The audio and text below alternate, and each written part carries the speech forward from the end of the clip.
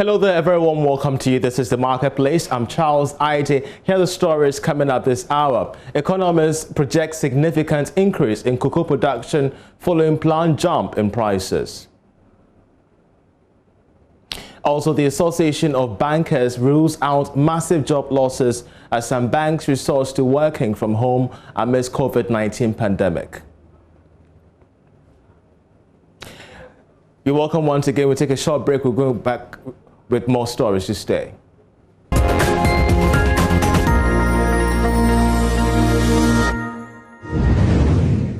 Hello once again, welcome to the program. President of the Ghana Association of Bankers, Alhassan Andani, has ruled out massive job losses as some banks resort to working from home due to COVID-19. Now, this was coming out of the recent PricewaterhouseCoopers banking sector survey, which reveals that more banks plan to implement remote working from home even when the pandemic is over. But speaking on PM Express Business Edition, Mr. Andani said that the employees will rather be deployed. We don't really want you to walk into Stanbic Bank. We want you to enjoy all the financial services you want and more in the comfort of your we want to make everybody productive. Look, to just sit in a car or walk or do anything, you must be looking at your productivity levels. So what we're trying to do in banking right now is to cut your journey times, cut your waiting times. And I'm happy now we are not talking about people saying that they are spending 3 hours in the queue in the bank or There's something. no excuse for being late for the meeting. No. So all we're saying is that most of the things that you would have ordinarily driven to the bank through traffic or walked to the bank or stay in the queue for, we want you to be able to access that even before you leave home. In fact, we want to make that connection even deeper and more. We want the market woman selling at Saviligu Market with a phone with a QR code can actually sell you yams in Saviligu Market and be confident that her money is sitting with Stanbic Bank without leaving her shop. So she has a QR code on her phone. You have a QR code, you bought yam, it's 20 cedis, you connect, PIM, and her money is sitting in the bank. She gets an SMS message. What could you be? In fact, it's no longer her now taking your 20 cedis or you go to a Stanbic in Saviligu to take 20 cedis to come and pay her, and she goes back to Stanbic. No. We've worked with partners on her smartphone. She has a QR code, which has almost become a point of sale device. So yours, and then, it connected. Your account will be debited in, say, EcoBank. Her account will be credited in Stanbic Bank. There at the Saviligu Market. What more confidence do you need? Now, the chief executive of Bayport Savings and Loans, Ni Amankra Tete, is making a strong case for businesses and entrepreneurs to consider raising funds from the Ghana Stock Exchange through bonds in supporting their operations for growth. Now, according to him, there are cheaper sources of raising funds from the bourse as compared to borrowing. He was speaking to Joy Business after the company presented its financial report to shareholders, which indicated an impressive half-year result despite COVID-19 pandemic. There's so much opportunity. I think increasingly Ghanaians need to look more at that part. If we are looking to build the economy that we want and want to be proud of, we need to begin to start to look at that alternative stock exchange and say, are there companies there who we can also invest in and get, and the returns on that market is also fantastic. So we've had a great partnership with the Ghana Stock Exchange and a great run with them with our medium-term notes over the last 5 years or so. And I encourage other companies who are looking to raise capital, looking to raise equity, to definitely have a conversation with them. We are actually in the market right now. We are issuing a bond, and we are looking to raise some capital. So it's one of our sources of income. It's not something we're going to get off the market now, and we constantly would be raising it as and when we need to, and applying it to our business. Is that a cheaper source? Yes. There are different terms in the market, but for now it's one of the reasonable sources compared to the other sources we've got available. Yes.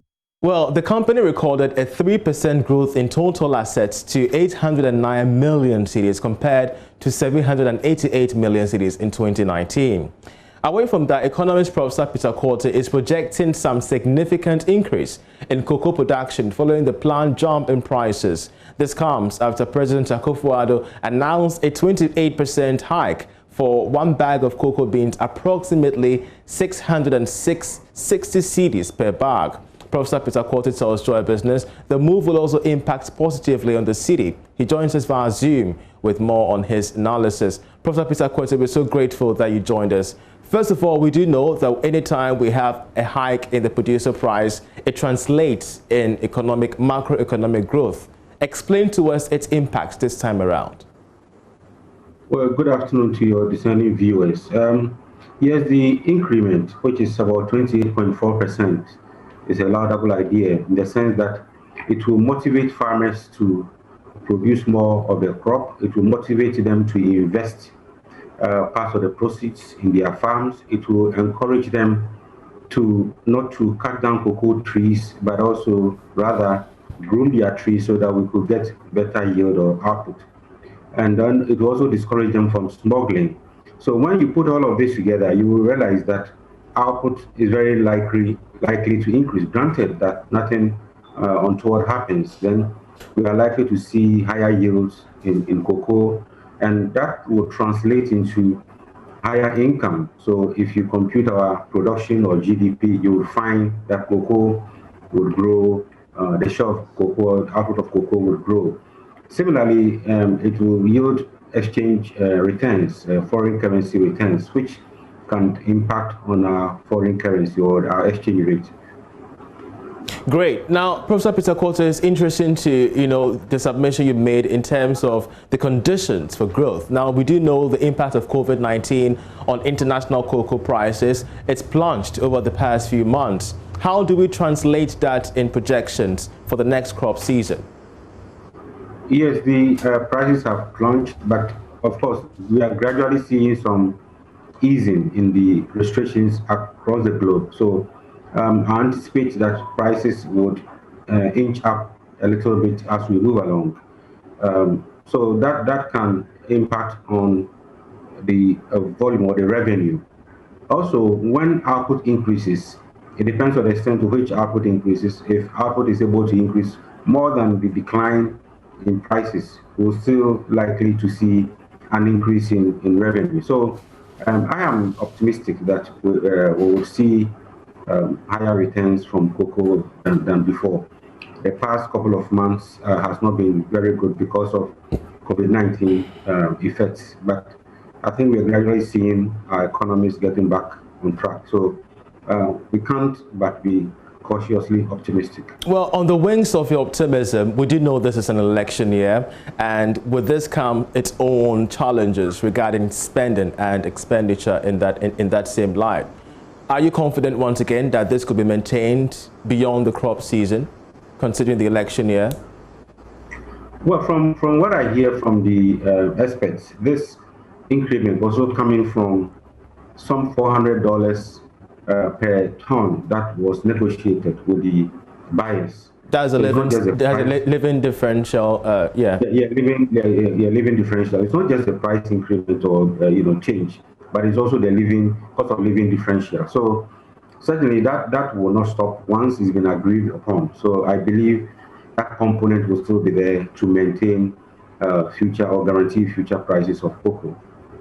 Professor Peter Quartey, we're so grateful that he joined us there. He is an economist, of course, helping us understand the remits of the entire increase in the producer price for cocoa farmers, which was announced by the president yesterday. Away from that, the Minister for Trade and Industry, Alan Tremantin, has embarked on phase 2 of his tour of various project sites under the One District, One Factory initiative. Now, the latest visit was to a rice processing factory at Bokaso Seshri at Kotumbra district in the Western North region. There is more in this report.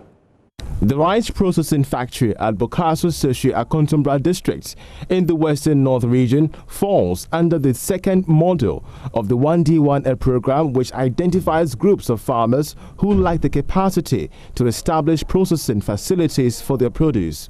Trade Minister Alan Tremantin explained the injection of the seed capital will boost productivity. So what government is doing is empowering farmers who otherwise would have absolutely no opportunity to be able to raise funding from a bank to establish a processing facility. So government provides the capital, the seed capital, for them to install such a processing. And because it is owned by the farmers, it means that they get maximum value from not just supplying in this case, paddy rice to their own processing mill. But when it is milled, which is where the value really is, they also then get the full value in terms of dividends back to them. So, so you find that even in districts where, unfortunately, there may not be an interest from a business promoter, government is supporting the farmers to become promoters and investors themselves. The factory is 65% complete and expected to be finalized by the end of the year. Its production capacity is expected to be at 1.5 tons of rice per hour. Kwesi Atta-Entry is the National Director for the Rural Enterprise Program. We have gone through several phases until now. We had targeted about 100,000 or so jobs, but we do several activities and interventions. This one we are describing is only one of them. So already we have exceeded our target, but we are still moving forward with these new ideas from the current government that is bringing up such infrastructure that was originally not part of our program design. The 1D1F Common User Processing Facility is an agro-processing facility made up of building equipped with machines to process raw materials or convert agro-industrial materials into products. The CUFs are being established by the Rural Enterprises Program of the Ministry of Trade and Industry in line with the Government of Ghana's flagship One District, One Factory policy. They are being established with funding from the African Development Bank under the Agricultural Commodity Processing Infrastructure Development of the Rural Enterprise Program. Now, most rural farmers have not been able to access government COVID-19 stimulus package. Now, this is according to the Peasant Farmers Association of Ghana. Earlier this year, President Akufo-Addo announced a 1 billion cedi stimulus package to households and businesses, particularly small and medium-scale enterprises, under the Coronavirus Alleviation Program.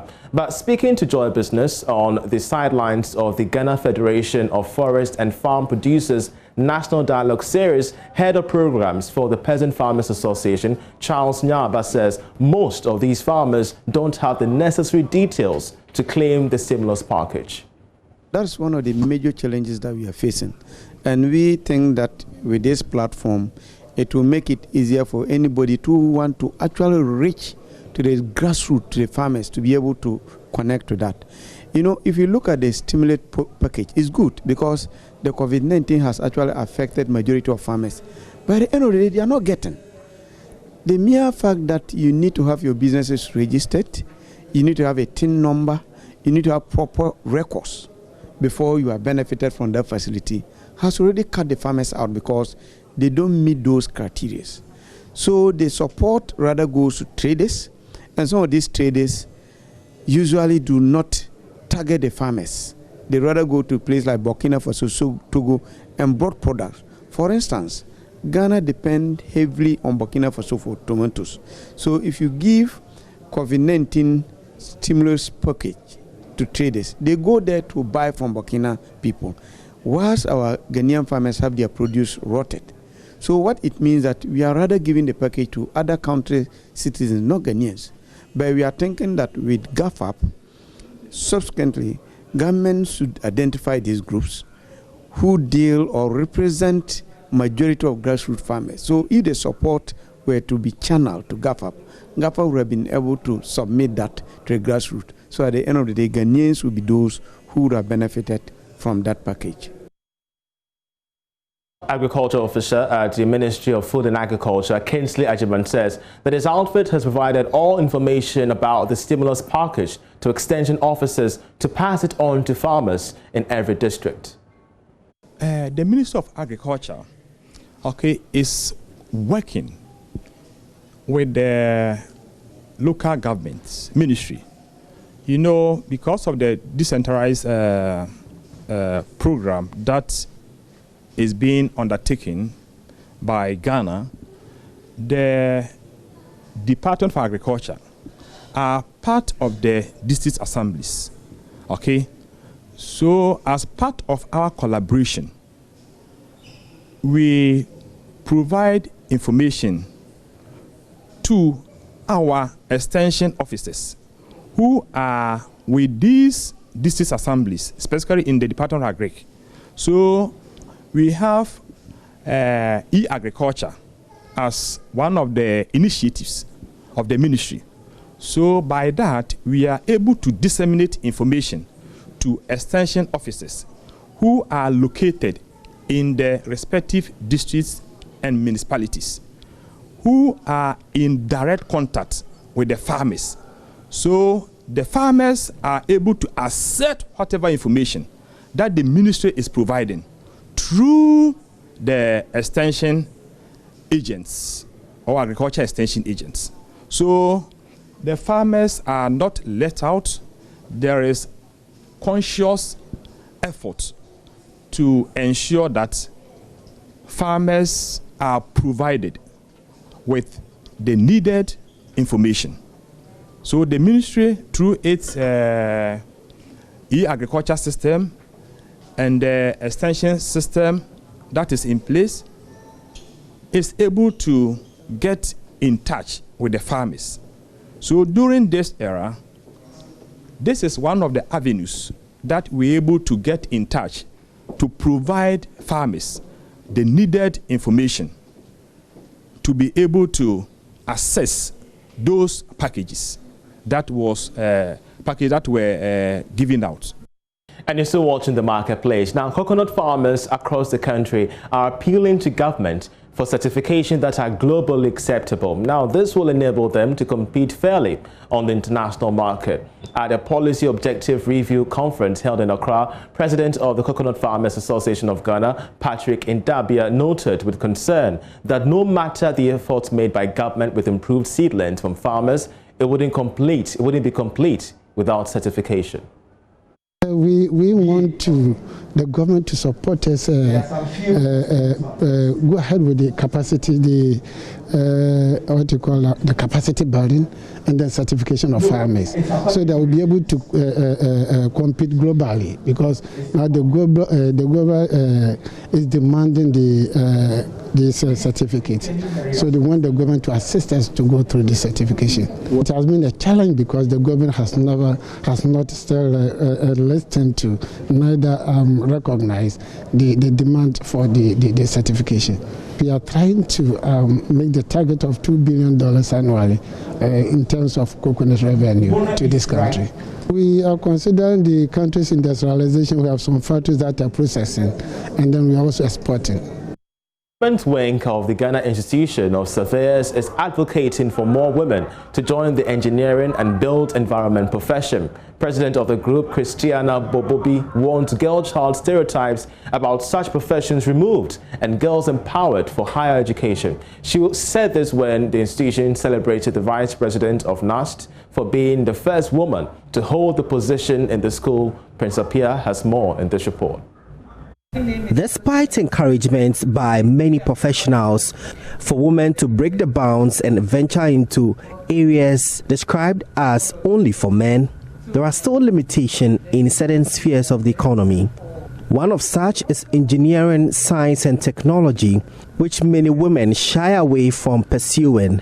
It is for this reason that the Ghana Institution of Surveyors are celebrating the new Vice Chancellor of the Kwame Nkrumah University of Science and Technology, Professor Akosia Dixon, who is part of the group. The female branch of the Ghana Institution of Surveyors, write your name in solid sterling silver. President of the group, Christiana Bobobi, who doubles as the administrator of the Stoollands, wants girl-child stereotypes about such professions removed and girls empowered for higher education. We used to have almost no female in the land surveying, but now we can count quite a number of them. And the Vice Chancellor herself being an alumna of the institution and also the first female, we are so proudly associating with her for what she has achieved. The girl child should be encouraged and educated to the highest ability that she can reach. Parents are encouraged to encourage their children, female children also, take up challenges. The stereotypes must be reduced and limited, so every child is given an opportunity and to take the full potential of their abilities. She spoke to Law Business when the group presented a plaque to celebrate the new Vice Chancellor of KNUST. The Vice Chancellor, Professor Akosia Dixon, who is a member of the group, says more women must be encouraged into management positions. We are the managers of the homes. So right from infancy, we are taught how to do these things. So we don't even have to go to business school before we start the lessons of managing any facility. We are taught right from the beginning, and that is a plus for us. We have every cause to continue to give of our best in moving the wheels of this country forward in whichever profession that we find ourselves in. And I believe in us, and I believe in our capabilities. Unless we say we won't do it. But all of us standing here, Prince Apia reporting.